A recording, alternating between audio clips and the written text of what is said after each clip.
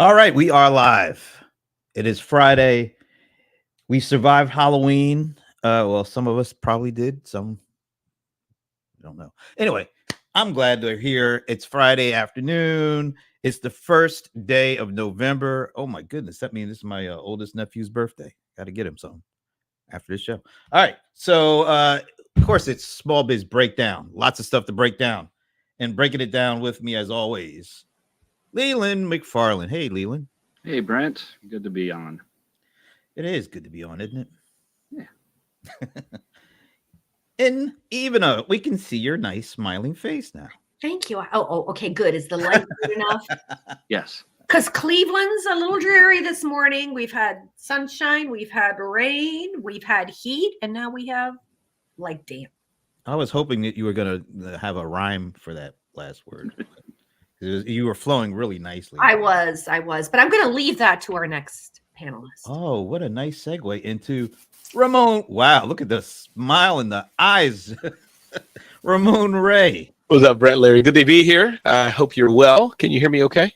We can hear you. Your video is a little choppy. All right. Well, hopefully that'll be fixed at some point looking at the background. But I'm doing well, doing blessed, and glad to be here with the people. Hey, Leland. Hey, Ivana. Hope the video gets better. If it doesn't, let me know, and I'll go out and come back in again. All right. So we are hoping that the cold one, the bold one, John Cloderice Lawson will be joining us at some point in time. But unfortunately, but for good reasons, Monique Johnson will not be making it. But she has a great excuse not to be here. So there's a lot of stuff going on. What a shock. There's a lot of stuff going on. And one of the first things I thought it would be interesting to discuss, because I think all of us may have had some interactions and maybe even using this platform at one point or another. Keep, which was formerly known as Infusionsoft, got acquired by Thrive. At least it was announced just this week. I have some thoughts, but I want to hear your thoughts because I think some of you might have used Infusionsoft over the years, and maybe you're still using it. I know one of us actually worked at Infusionsoft for a little while there. But first thoughts when you heard the news that Keep was acquired by Thrive. That's a cool word, Thrive and Keep. It's a nice little synergy. I'm happy to jump in, Brent. I won't jump in first each time, but for this time I will. Yeah, I'm the one who did work at Keep for a number of years, and so it was a great experience right after I was fired from the United Nations earlier in my career, and it was a great term where I learned just about business, Brent, Leland, and even though, I was younger than it. My point being Malcolm Gladwell and Good to Great and values and all those things. So that was my first experience working at any type of company. So that's one. Number two, shout out to Clayton Mask, Eric Martineau, Scott Martineau, the team there and others. Ramon Darling, I know you know these guys, Brent. Shout out to them just as humans. I've always held Clayton Mask and others in the highest regards. And I think as far as the small business space, it's freaking cool. Meaning Thrive, doing their thing, growing, acquiring another company. And last thing I'll lead with, who knows the future, but to speak, very objectively as I can, Thrive is either over time going to subsume. Is that the right word? I get that from an SVU thing where they're digging out a grave, but subsume Keep into their operations and eventually change the company to have one Thrive name. We'll see what happens, but they're buying it for some reason, probably for their clients. Don't know if they need the IP, if they need the technical stack per se. Customer support and all those things are going to be a bit redundant, probably, right? That's kind of how these things work. So eventually they're going to have to whittle it down, I think, and make it one Thrive. That's my bet. But kudos to the team and best of luck to Clayton Mass. Back to you, Brent. Anybody else? Even didn't you used to use Infusion, or do you still use it? I'm very familiar with Infusionsoft and Keep. I have clients that have used it. I would love to talk about what you guys, didn't we talk about this before, about this idea of centralizing versus decentralizing? Zoho is on that path, right? We go through these cycles of best in, what do we call that? Oh my God, not just single point versus best in class. Yeah, the best in class thing, right? Versus, so I think in that realm, it's really interesting because I think last week we talked about the fact of maybe entrepreneurs who may not be experts in all sorts of things find a lot of convenience in having everything in one place. So if that's going to be the strategy that's behind this. Yay. I'm kind of curious how they're going to make Keep easy, because it is an advanced platform, in my opinion. And we welcome the late, not so great John Lawson here to the program. Hello. He's 2 places at once. He's what is that? Omnipresent? Omnipresent. Not so much. Omnipotent. Yeah, All right. that's No, that's definitely not it. All right. So we are talking about the acquisition of Keep, the artist formerly known as Infusionsoft, by Thrive. Your thoughts, sir? Because you were a big Infusionsoft user at one point. Hey, Brent, can I just sorry? Can you call it Keep? The company is like over now. They've been bought by someone. Can we give them the honor to keep calling it Keep? Stop calling it Infusionsoft, please. Just as we celebrate the memorial. I mean, look, how many of you still call it Twitter? Go ahead. Oh, I John. know I do that. I do. Okay, come I on. do. Absolutely. You know, it's like, but at any rate, yes. We'll see. I'm excited. You're excited. You're excited, really? I'm Sure. absolutely. Why are you Okay. excited? Why are you excited? Yes, tell us, please. Because, well, I don't want You to don't be. know why you're excited? No, I don't want to be mean. I like the people at Keep. Oh, you can leave that to me because I've. Oh, okay. All right. Well, I mean, Keep has been kind of boring for at least a good 4 or 5 years. So, I mean, Keep been trying to keep up. So maybe somebody else will put some fire into that belly. That's the way I feel. That's why I'm excited. Okay, Leland.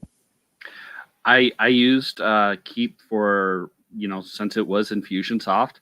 I didn't use it to the fullest extent because we at Small Business Trends used it as a newsletter delivery system. Really shouldn't have been. we could have probably used it a little bit better. But for a newsletter delivery system, it was quite advanced and kind of unruly to use. It's like using a fire hose to water your garden. I would love to see, even for a CRM, it was still a bit hard to use. It was complex. It was powerful, but it's almost as if you needed a 4-year degree to be able to use it, unfortunately. And I constantly had to reuse or relearn the system just to clean out some emails that needed to go away. And I would love to see if Thrive, when Thrive gets their hands on it, maybe they find a way to make it a little bit more accessible to the average small business person who doesn't have the opportunity to spend 40 hours learning a system only to use it for 5 hours, then have to come back later and then try to relearn everything that they just forgot. Wasn't that the purpose of Keep? Yeah, they made a simplified version of it. Remember Infusionsoft became Classic or something, and then Keep rolled out some simplified packages that was supposed to make it real easy for each small companies to really do that stuff. But I missed that memo because I guess I kept using Infusionsoft. Yeah. Well, it was. I think. I'm going to hear what you have to say, but I think Leland and others. My thinking is that the new version, as you said, Brent, was for the new class of customers going against, Constant Contact, whoever. The legacy, they still had to, pay the bills and serve the thousands or whatever it was of people who use a legacy. So I think the new Keep was not trying to get Leland and Ramon and John Lawson to switch. I've been using Keep up the wazoo, but it was for the new customer, just to get them in. I think that was the challenge they had. Let me address a few of these comments first, because coming from my buddy Sven. Yeah, Sven, this is one of my buddies from my CRM player stuff, and he's telling a joke about the Rams. So yeah, Sven, thank you. I get it. We missed you yesterday, by the way. We couldn't do the moment of Sven yesterday. So, all right. And Phyllis says, hello, Phyllis George. Just like from the 70s. Yeah. That's what got me. Like, aging myself. I'm so aging myself. Hey, the NFL on CBS. I grew up on that. Anyway, all right. So I go way back to I'm sorry, Ramon. I have to say Infusionsoft because I met them. It was like 2005, 2006, or something like that. And that it's at about the same point, 2006, 2007. It was about the same point of time that I started interacting with HubSpot and Zoom. And there was at one point, they were all on the same Zoho. par. Zoho. Zoho, yeah. They were all on par with each other. I mean, they were kind of getting their name out. They're building their brand. People were looking at all three of them at the same time. And then, and I know Ramon, we spoke at the very first, Infusion Con? Icon. Maybe. Yeah, remember when you were jumping on the tables and dancing, all that kind of stuff? Yeah, it was. And they built that icon at one point. They had like 2,000 people at that event. It was a big deal. And they were like right there with Zoho and right there with HubSpot. They were growing. They were all doing their thing. And then about 2010 or 9, I don't know, maybe a little later than that, Goldman Sachs came knocking. And Goldman Sachs gave them $125 million for that, one of their big small business fund investments. And they had, it was, there's a lot of excitement, a lot of opportunity. And then, as that money kept getting in and more Goldman Sachs kind of suggestions started filtering into the company, I started seeing the people that made the company great going away.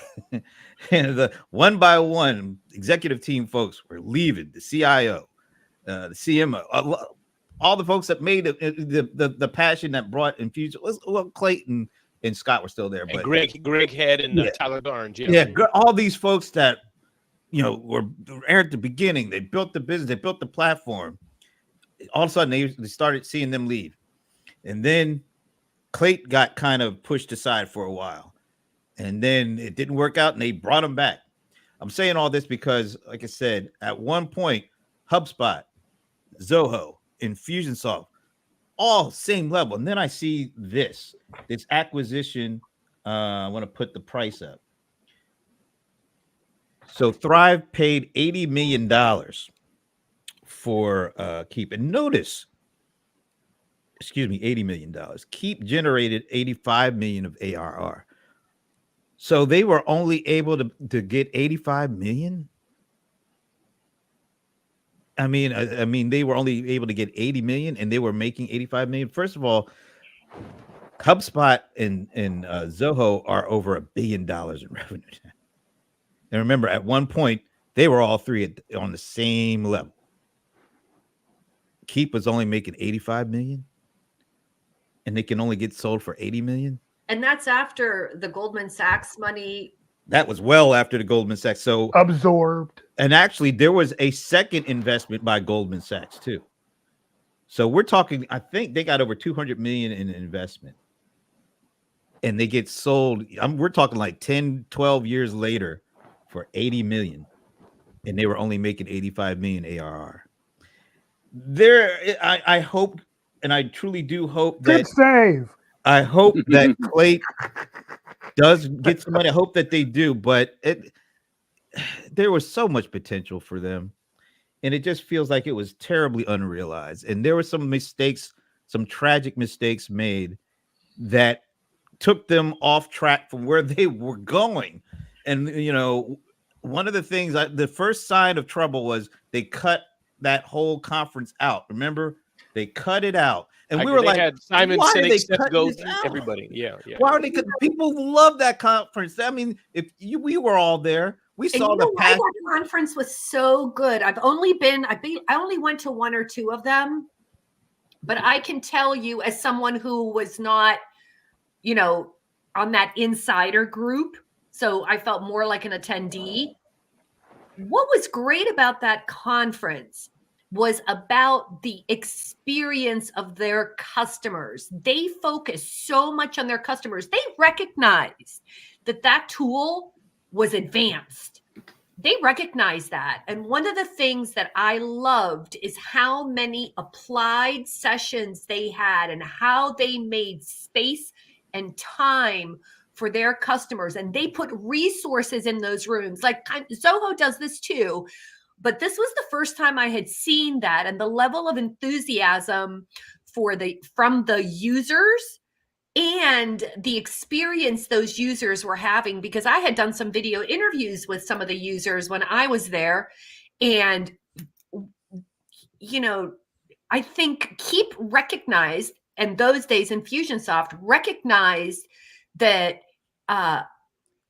having, people were signing up for it, but they didn't know how to use it. And they recognized that if they were able to, quote unquote, entrench those users, to have those emails, to have those lead magnets, to have those marketing funnels and sales funnels created for them in a way that worked, right? Because garbage in, garbage out. You're going to leave a platform if it's not working. And they put a lot of effort into helping them. And I still see a lot of conferences and tools that are missing out on something that the original leadership team that created that event had nailed down. What do you guys think?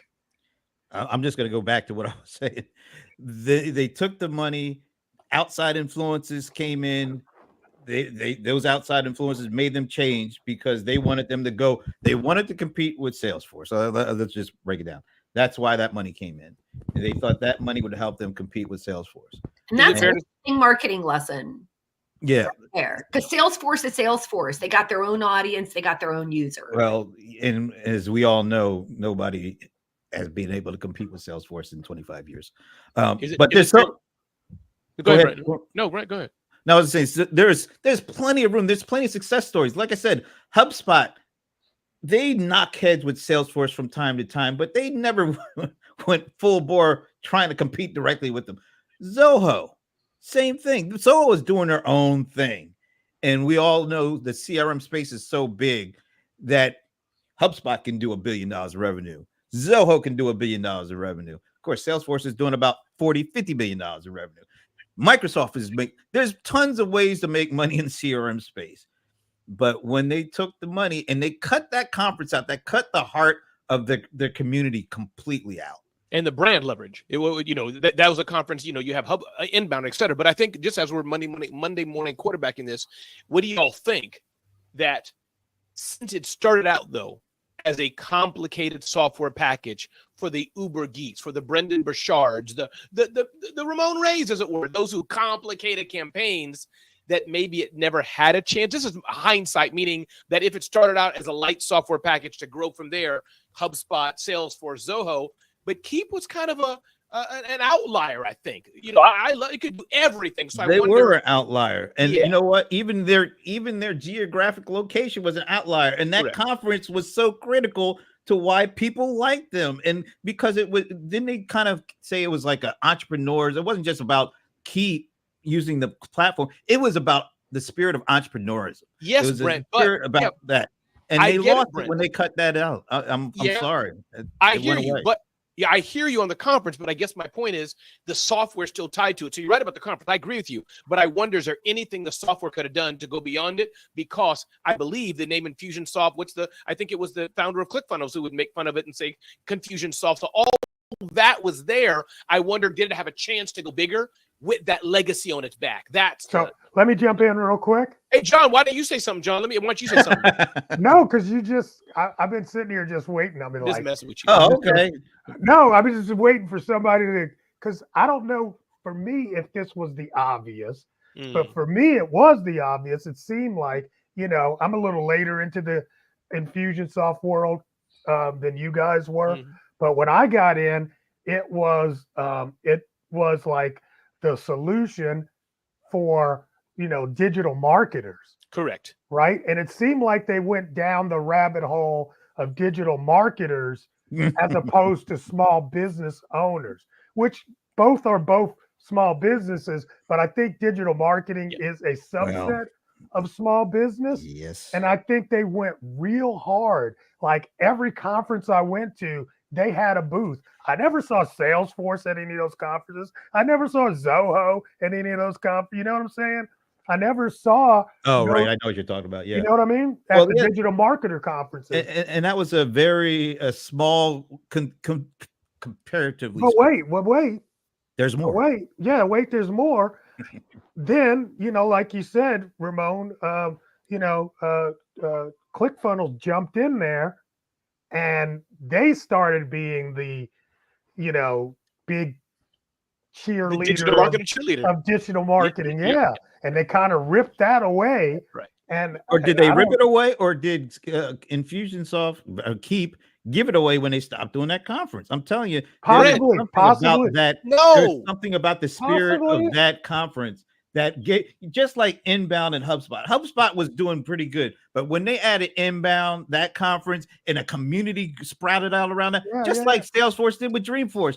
Every one of those companies, Zoho was Zoholics. They all had a huge conference that helped them establish their community. Of customers. No, Brent. Absolutely. No.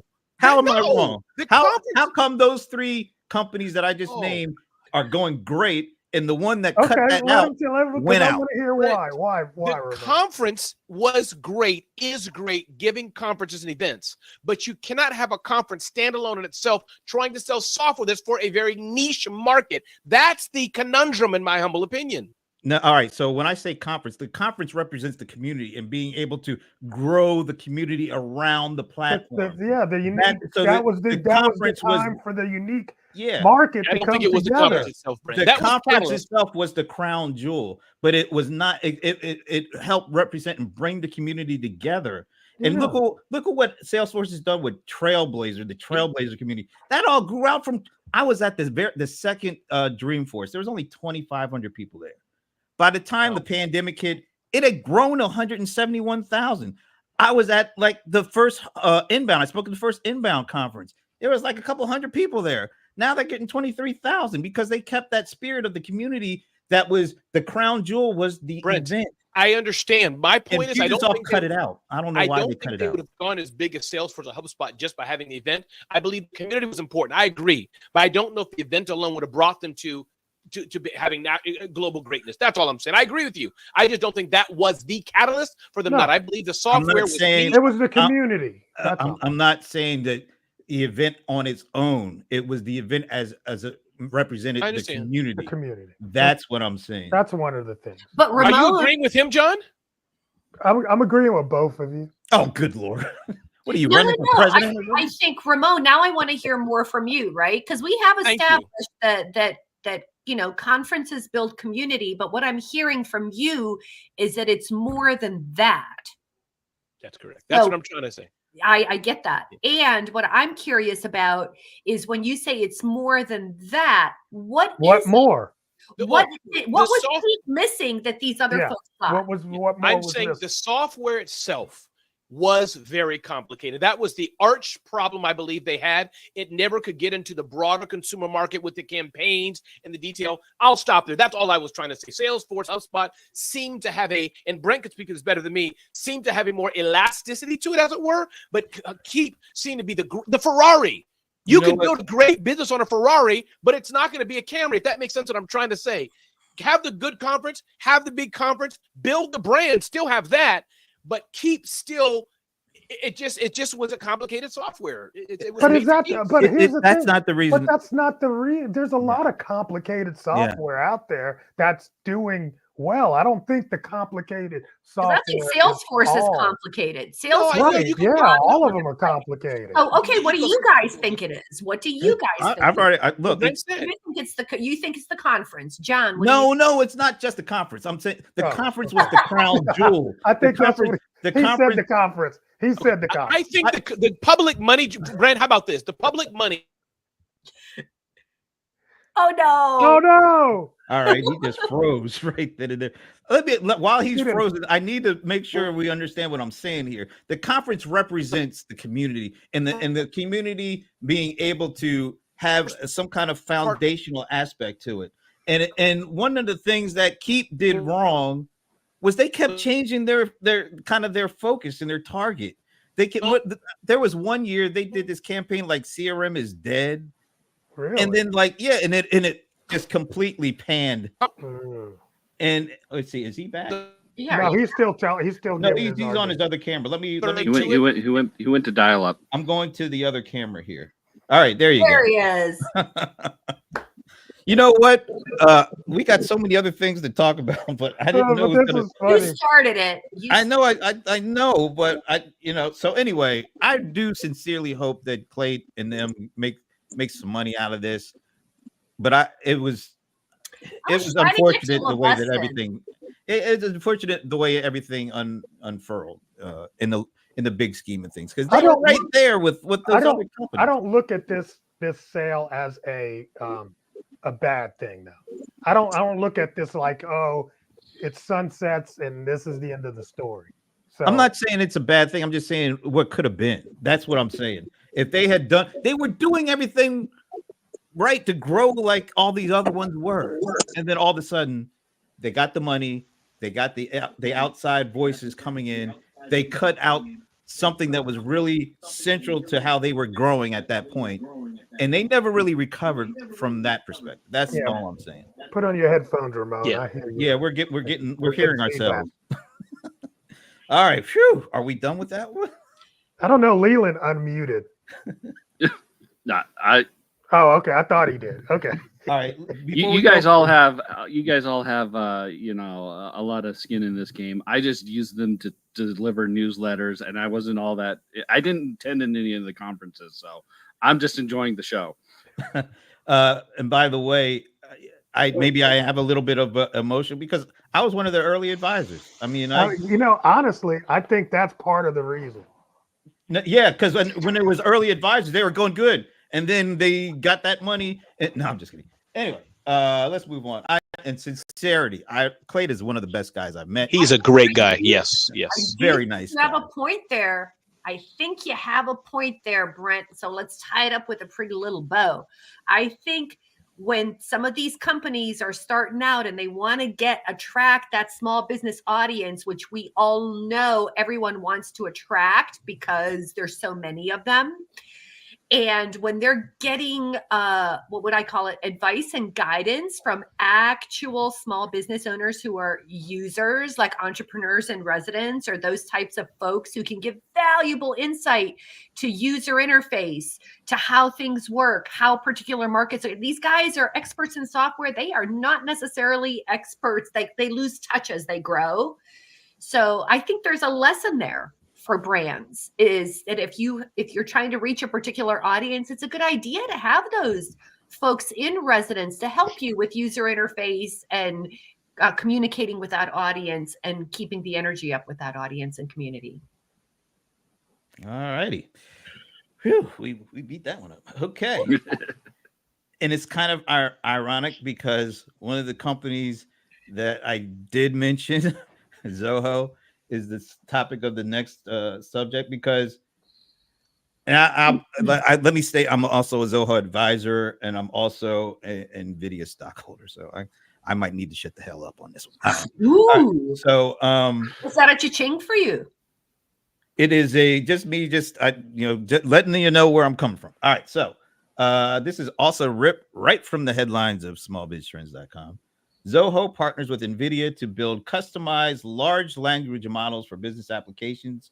And I think I got one more thing here. All right, so here's the meat of it. Zoho, and it's a big Nvidia partnership, because what it's basically going to allow Zoho to do is take that GPU AI technology and spread it across all of their applications. So you get AI all over the place with Zoho stuff.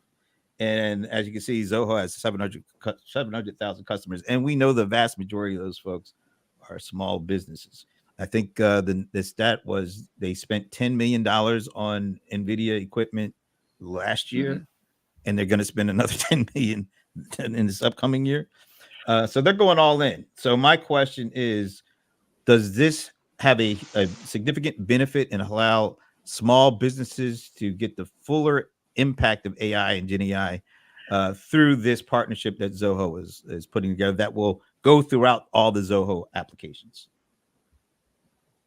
Since it's silence, go ahead, John. Jump in. Is that you, John? Oh, yeah. Me. No, Ivana, go ahead, Ivana. Please, go ahead.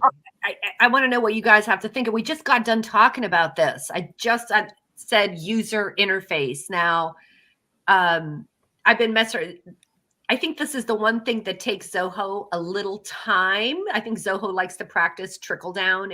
They are aces at software, programming, data, privacy, all of those things. But I think as a Zoho user for 5, 6, 7 years, I run my entire business on Zoho. I have not seen that impact just yet. I find the AI interface there, but not as intuitive inside the interface as I would like. I see absolutely tons of opportunity that would put that AI in your face. I'm going to give you straight up example. Imagine inside of Zoho campaigns to do an email marketing campaign. What you have to do now is you might have to be in Chat GPT or whatever, and you're going to be crafting your emails and creating that sequence, and you're going to get that sequence, let's say. Now you got to go inside of campaigns and you got to be cutting, pasting, cutting, pasting, cutting, pasting. Imagine how lovely it would be if you were like, create me a welcome sequence for X, Y, and Z, right? This is the call to action. Here's the link, and you press the button, and that is AI in your face. So that's what I'm talking about. I'll leave it to you, Ramon. Yeah, no, I think, thank you even for that. And I think I'll give, if I may answer this, Brent, a different way. I think that I just came from Intuit Connect, interviewed senior VP of products, guy who's in charge of the QuickBooks platform and all the little tentacles built into that. Everything looks good, looks slick. To your point, even et cetera, another $1 billion, whatever, $1 trillion brand Intuit QuickBooks is. When you look at Zoho, I find they have with that kind of money, I won't use the word, Brent or John can use it, that screw you money, the money and the depth, like they're going their way, plotting their course. They're going to be here built to last. They can build anything they want. Other companies go by acquisition and et cetera. Zoho goes its way, as I've observed from the first Zoholics conference that I produced. So what I'm trying to get at and say, I guess, is that I think this partnership with Nvidia, it just shows they announced it, but subtly they got the money. They can go toe to toe with anyone, but how they choose to show up, how they choose to develop is the Zoho way. Often it's not the sexiest thing in the world, the interface, to your point, Ivana, but you know what? It's darn good enough for their customers, and they continue to innovate, and they have enough people in Chennai and everywhere to make it happen. So that's if they can get to it. If they can get to it, where is the AI? You know, like I use the car analogy. Where's the handle? Oh, it's under the hood to the left of the battery. It's there, but I can't find it. I just have to address this. Don't address that. Come on, Brian, man. I built the last. Oh, Brian Moran. That's all I had to say. That's all I had to say. All right. John, did you have something to say? You know, we'll see. I mean, you know. Okay. Yeah. Leland? I mean, yeah. Yeah, that, you know, when AI first came out, and I mean, Zoho did jump on it, but it was more of like a take your API key from OpenAI, plug it in, and we'll be able to work with it. And so it's on top of Zoho. I had to buy, you know, credits from OpenAI to be able to use the AI features. And I love that Zoho did away with that. They're going to make their own language model built in, don't have to integrate it with OpenAI. And it's just there, and it's integrated, and it took them a little bit. But hopefully with that, they're not, you know, just rushing in and giving you a half-baked product. It's something that they've developed over the last 2 years, and then with a lot of love and a lot of care and attention. Okay, I can say some things without doing too much here. So it looks like they're new to the AI thing, but Zoho has been working on AI stuff for like 12 years at this point.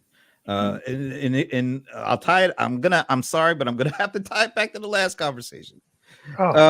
Because Goldman Sachs, you know, when you take money, and it's not specifically about keep, it's a generalization. When you take money, either you're raising investments, angel investment, or private equity money, the money is great, but you give up. Not only do you give up, you know, percentage in the business, you give up you give up the overall control of doing what you want to do in the time period that you want to do it in. when you get the money, you are now you're on the clock.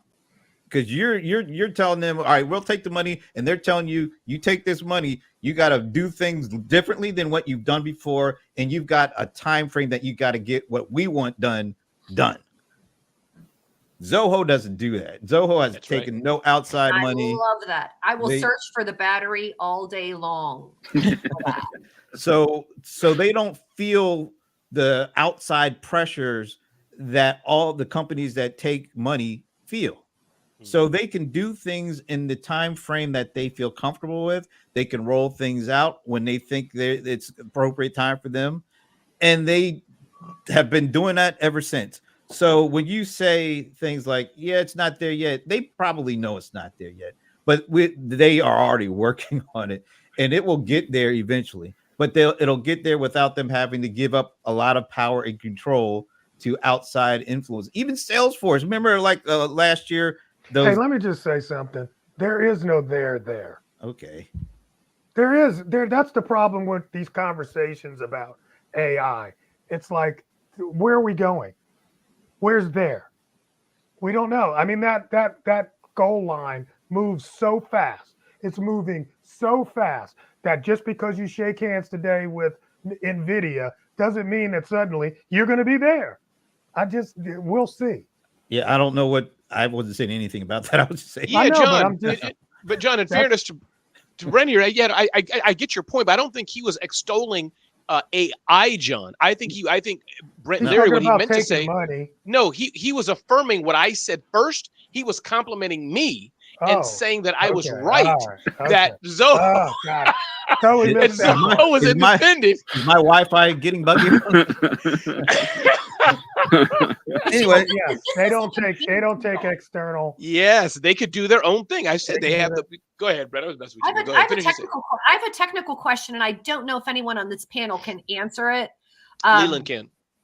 The question is, one of the things we all know about Zoho that I think does not get nearly enough press for a lot of small businesses that deal with sensitive and private information is their commitment to privacy and security. This is like such a big deal.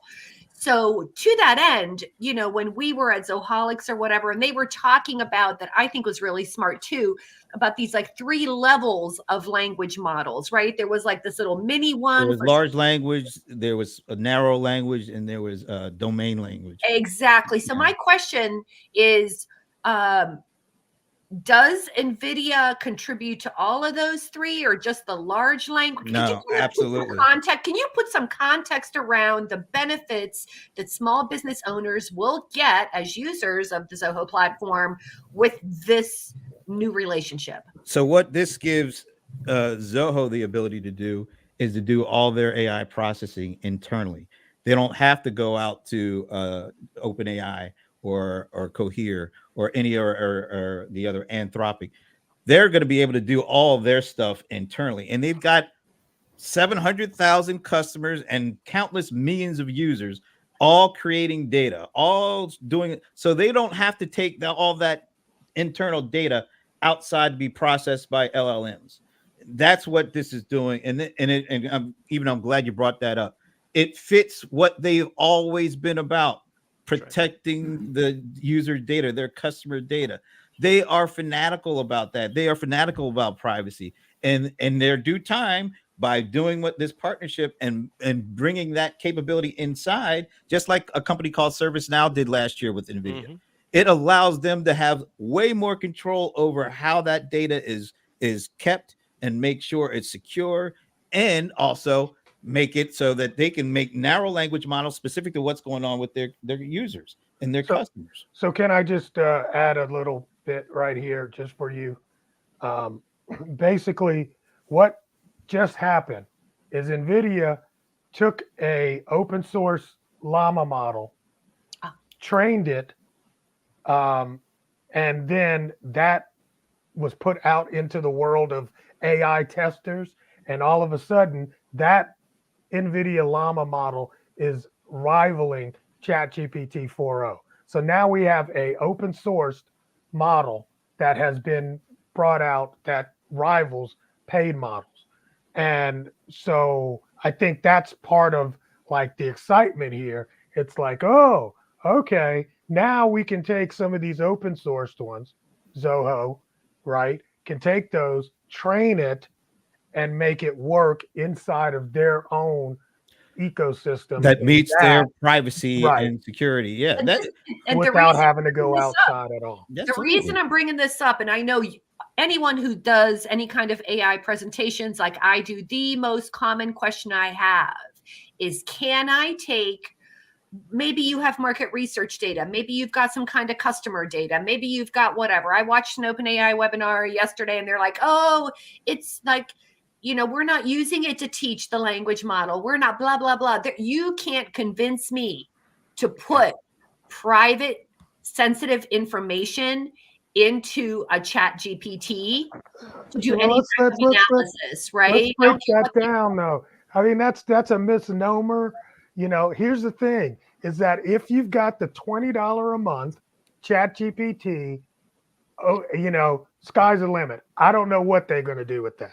Yeah, However, if you've got the enterprise level, they don't train on that. If you go through the API, they don't train on that data. So, I mean, most business applications that are running, on OpenAI's data, that source data does not go back into the training. Let's be very clear here. 98% of all the tools we use are nothing but wrappers around OpenAI's technology. It's either OpenAI or Google.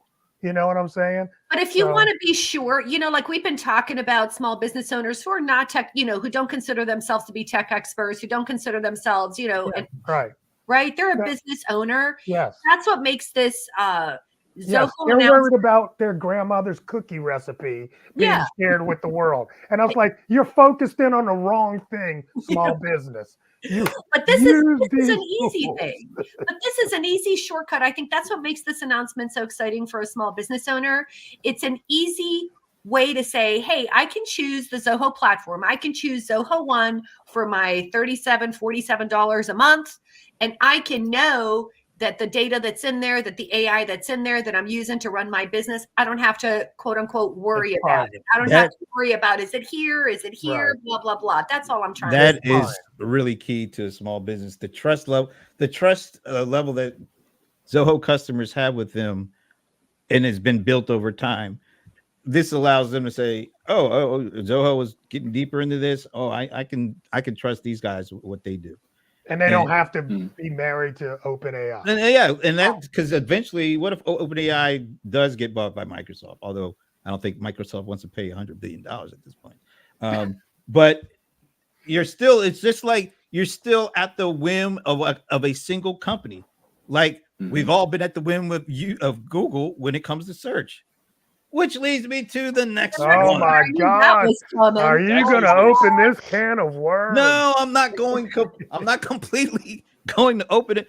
I'm going to open a little tad. I'm just opening a little tad. I want to play. This is why I'm going to the holiday. What the heck was that? My goodness, that's kind of scared me a bit.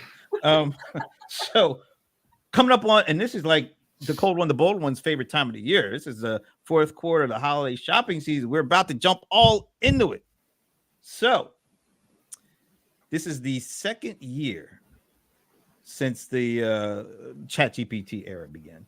So this is like the second full fourth quarter shopping. Last year, I didn't see a whole lot of GenAI influence on the shopping season. This year, we might.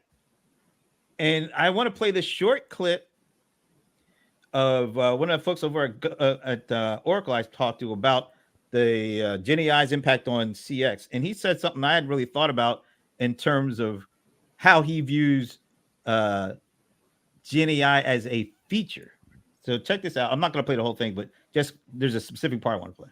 We've had a chance to talk to you since all the GenAI hoopla. But how has that impacted the way that you guys approach CX? I'll give you an example of my favorite GenAI shopping feature. And that is that I can argue. This summer I had to buy a new barbecue, and a barbecue is a it's an expensive online purchase. But if you go to a traditional customer experience and search for it, you get a lot of ads and a lot of curated content, none of which gave me what I wanted, right? And if you go on the web pages, you're loaded with videos and images, and you're thrown into all these funnels for not what I want, right? I know what I want. You go to ChatGPT or Grok or Perplexity or any of these options, I say, here's what I think I want. I want smart grill, I want free delivery, I want this thing, and it comes back with answers, and I say, but that's wrong. I don't want that. And I can argue with it. And in this case, think about this when you look for something and an ad pops up or an email solicitation comes through. You can't, if it's wrong, you're just kind of at its mercy. Right? But now you're in this dynamic where there's agency with whatever you're talking through. And it literally went through, conversation of no, I want this. Well, can you go find this? I ended up buying it at the local hardware store. All right. He called it a feature, the ability to argue. And I thought it was really fascinating. And he talked about Perplexity. Anybody here know how many weekly search interactions Perplexity is getting now? No, I'm a big user, but I don't know. Okay. Nobody want to take a guess? I can go ask Perplexity. No, I'll just show it to you. Would it know? Perplexity now serves over 100 million queries every week. Now, 2 years ago at this particular time, there was no damn Perplexity. And now 100 million requests every week. And a lot of those requests were initially going to Google and search 2 years ago. So the question is, how big of an impact will GenAI have on this shopping season? Because it already apparently seems to be something that people are gravitating towards and having conversations instead of search queries to find the stuff they want. So why don't we just go ahead and service up to the e-commerce guy first? Yeah, let's do that, please. All right. So let's put that in perspective. Google processes 8.5 billion searches a day. Sure. So if you're going to say, well, how much will this Perplexity search, and just, and that's just Perplexity too. That's just one I was thing. about to say ChatGPT just released their search yesterday. Yep. And I think that's a shot across the bow, not at Google. That's a shot across the bow at Perplexity. I believe that's in my opinion. So I do think we're going to see some cool things that come out of this right now, but I don't think it's going to be something that's going to move the needle that much. It's just not ready yet to move that much this season. Next season could be crazy. Do you like the conversational aspect that he talked about instead of having to search and get links and ads and all that stuff? Instead, he's actually having a conversation about getting to what exactly he wants. Yeah, I do. And that's exactly what, AI brings to us. It allows us to have a conversational search versus just a big thing of here's 10 results. It's going to give me exactly the result I'm looking for based on our conversation. And it's going to change. So it's almost going to go right. It's going to take that quantity conversation away in terms of traffic. I've been thinking about this. This is something I've been noodling on for years and years. One of my gripes with Google search in general is that it's blind leading the blind. People are using tools for SEO, and then they're writing content and informational content based on what the tool tells you to do. And that sort of creates this kind of not good loop, right? Whereas inside of Perplexity or ChatGPT search, what's actually going to happen is that I believe really, really good content or good products, I don't know as much about the e-commerce side of things, is going to be discovered that is way more specific. So you're not going to get a lot of traffic, but the traffic you do get is going to be stickier. It's going to be qualified, pre-qualified. Yeah, exactly. Pre-qualified. That's that's my take on the whole thing. But I think that now we're going to be creating content that's even more focused, right? Informational content. There's a million different things inside the informational content, but answering questions like we used to do in content, I don't think is a big deal anymore because AI is going to do that. and you don't even know if that's like a good thing. There's personality content right now, which is going to be like quotes and influencers, things that GPT can't do. Yep. But that's like so generalized, you guys. Man. Right? Awesome. I mean, there's so much more to it than I'm that. gonna make Brent cringe. Make But Brent. I'm gonna tell you just now. just Okay. now, usually. But I'm just gonna tell you guys, I really believe that the influencer is going to be even bigger going forward. Yes, I do Yes. think so too. Yeah. I agree. Yeah. That's In what I'm the saying. world of AI, the influencer is going to have power because AI is going to do all the other things, and it's just going to be the human influencer. It's going to be important. Is it just Can being you- influenced? Go ahead. I saw this study. I wish I knew where I saw it, but it's like it said that Gen Z now, it doesn't go and do search. They will get a product recommendation based off of an influencer over word of mouth. So people are saying, "Oh, I love this," but then an influencer says, "Oh, I love this." Mm-hmm. Yep. Is it the People are- influencer or is it the influencer in the influencers community? Because they say something and all of a sudden it's like repeated a million times, and that there's an effect on that as well. Like if it's just the influencer saying it and nobody reacts to it, I don't know if it's as powerful as like if an influencer said and there's like immediately 500,000 people. Well, I mean, the reaction makes you an influencer. Yeah, it started from the influence. It's yeah. the it's the that's whole part of and the egg flywheel. situation. It's part of the flywheel. Yep. Yeah, because the Until more the I think influencing we you better. I think it's time to start really going back to a very, very old book and look at it all over again, because I was reading all these things that we're talking about, the Old and I'm Testament. like, oh my God, people, the tipping We're in the end point times. is back. The tipping point is going to be back. Oh, the tipping point. Remember the tipping point? The Yeah, tipping point I is remember that. coming back. To your point, whether it's about the influencer, it's about small things making big impact, but it's also, I think with the tipping point, it sort of is happening externally, and it's sort of just like it's like a alchemical poof, like when Ramon says something and everybody just goes and does it, right. And we do a poof. and a poof. I'll tell you one thing I have done, guys. You might test this. Is I actually changed my default to perplexity in search. Ooh, how'd it work out so far? I mean, I did it yesterday, Oh. and I'm just getting used to seeing perplexity pop up because I'm like used to like seeing a Google result. But I'm kind of liking. I might have to try that. I think you should. Since it Yeah. launched, Because- I've been using since it launched. So Yeah, but I mean, put it as your default, like in your browser. Like when I put something just now, I asked how many queries of Google every week because I was going to do that, and then the answer pops back, and it's like, well, damn, I'm I like actually this. doing a test with Perplexity, Google, and Chat and GPT search.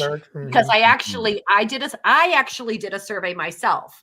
Then of course there's other surveys out there, and I'm actually testing my results against, like how do they compare? And I got to tell you right now, as of like the last 10 couple minutes hours, ago, right? hello. Perplexity is better.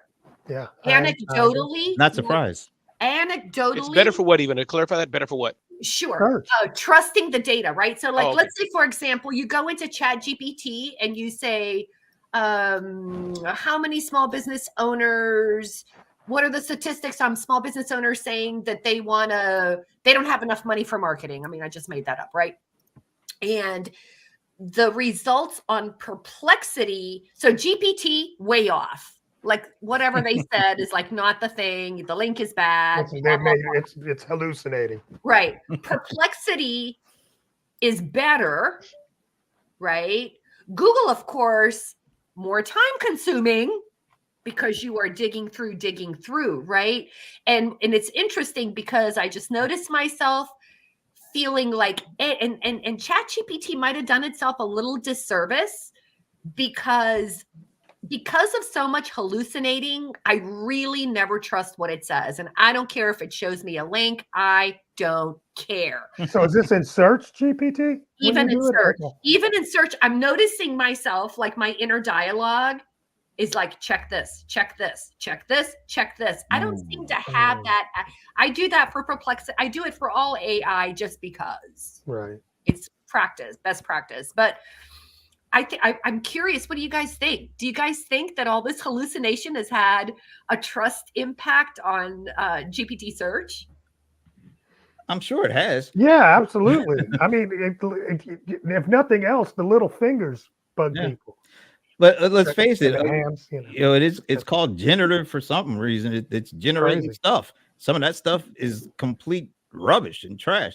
That's why I have all these systems that are trying to limit those, or at least handle those hallucinations, so that they don't make it to the end user. But that's why Perplexity works. Is That's because why it's it works giving really you- good. Yeah. It gives you the sources, Yeah. and then And you even can that has been, Spotty. you know, a little spotty.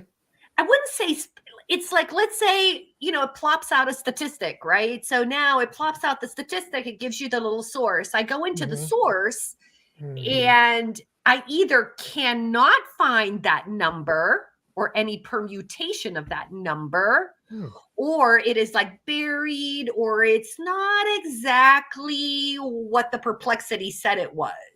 And what I mean by that is it's contextually off. Interesting. It would, and let me specify contextually off. What do you mean by that? What do you mean by that? Imagine that you wanted to find out about a movie and what happened in a particular movie. And the context is like, I'm thinking about, like, let's say like a Lizzie McGuire or something, right? So is it Lizzie McGuire that discovers the fact that she looks like a pop star? Or does someone else tell her that she looks like a pop star? Right? The she looks like a pop star, that's correct. But the context around how that happens in the movie, you might get different results from different AI tools. That's what I mean, contextual. Yeah, I can see that. And that's important. It might not be important for a movie. I thought Lizzie McGuire was the one that like hacked a whole bunch of people up back. No, that's Lizzie Borden. Oh, okay. Lizzie McGuire is Ah. a Disney Channel. It's a Disney. Oh my I know God. it's a stupid example, but it was a test I was doing today. And so I've noticed that I was getting different responses and they seemed correct. But if you did all the digging, that's what I'm playing with. So like- at the end of the day, if you got to do all that extra time digging, how good is this at this point? Because that's the whole point. You don't want to have to spend all your time. Might as well just start the digging But if you that's got to the do all that. problem. You know, if people did more digging, we'd have more smarter people. Yeah, but I think that this is a segmentation of some of these new tools, right? For me, I don't Yeah, do half exactly. the stuff that you're doing. Even for me, it's things like throwing all these numbers, tell me where there's an anomaly. I love that. It's things like, here's this list, make it all on the table. So I'm still at the junior level, kindergarten level, maybe. I like it for all this kind of stuff. Stuff that I've John done it Lewis every- does. Anomaly detecting is Look at what all it's really good at it at the Yeah, it's really good at saying, like, find people that are on this list and not on this list. I've Yeah. messed around with that. It's really good at identifying certain things. But let's say right now, I'm actually testing all these tools. I did a survey. I got 500 plus responses. There's, I did the analysis by hand. Now I'm saying, what is ChatGPT going to do? You don't need to do What that is by like hand. this other thing going to do? How do I compare? So you could see I'm like in the weeds because I want to know what can you trust, what can't you trust, which one is more likely, blah, blah, blah, right? So we'll follow this up in a month and see how things are going, because I'm interested in what what kind of comes out of that, since you're doing all the work and I don't have to. All right, so folks, this is another good one. Wow, we went longer than expected, but it was a lot of good stuff as usual. So why don't we end with parting thoughts? Who shall we go to first? Can I go, Brent? I got some breaking news. We'll go to John. No, I'm just kidding. Go ahead, Ramon. You caught me up guard now, Brent. This is going back to the AI question. It's been my last comment. But so here's breaking news. I went to Claude yesterday because, as you all may know, John knows this already. I was working with the governor of New Jersey because New Jersey has not gotten its fair props for being the vacation capital of the world. So I had a big announcement yesterday. I was with the governor. I was with some celebrities. We had a big party at my house and everything else. And New Jersey's been identified by the Italians, by Dubai, by the Kenyans, the vacation capital of the world. Bottom line is, then I had a partnership out and launched yesterday is vacationcapitalnj.com. vacationcapitalnj.com satire, and I work with the chat GPTs of the world to put some of the content in there about why New Jersey is the vacation capital of the world. So I invite everybody, my last comment, Brent, to check out vacationcapitalnj.com. We're going to be promoting, we're going to be having press releases about McDonald's, about Denny's, about Wawa's, about 7-Elevens, about oil refineries, about all kind of things, Kmart stores, 7-Eleven. We're going to all the press releases about why New Jersey is amazing. It's going to be at vacationcapitalnj.com. Back to you, Brent. What am I supposed to do with that? Oh man, you got to see the site. It's ridiculous. Okay. Well, who has a parting thought that they want to share right now? I'll just dovetail on what we're talking about. Absolutely check out the search capabilities inside of ChatGPT. I believe it's going to change the way you do a lot of your work, because now you can do the research inside the tool and then start doing, prompting on the research results right in the tool. So basically I can say, what is blah, blah, blah, find out all this great information about all the tour sites in New Jersey. And then I can tell it to write a blog post about those, and it'll do it right in there. So it's really going to change a lot of workflows. Interesting. All right. Leland. I stumbled upon the search feature accidentally because I had a really long page of ChatGPT, and I had it so that all I had to do was enter something and it would just do what I wanted it to do. We've all had those kind of, and now ever since search started, it'll start just searching. So if anyone's at ChatGPT, give us a little toggle so that we can just turn it off. Did you press the globe? Is that?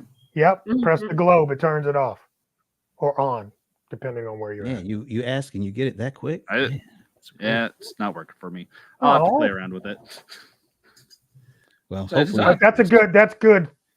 good feedback. It should have a little toggle switch. I like that idea. I would love a toggle, something that just turns it off, that says turn off search, because that to me doesn't seem very intuitive and it doesn't toggle for me. So more toggles, please. We need more toggles. More toggles. All right. Even you know what? You're getting known as the mic drop queen. I don't know. Oh, stop it. Because you say stuff and people are like, yeah, that's a mic drop.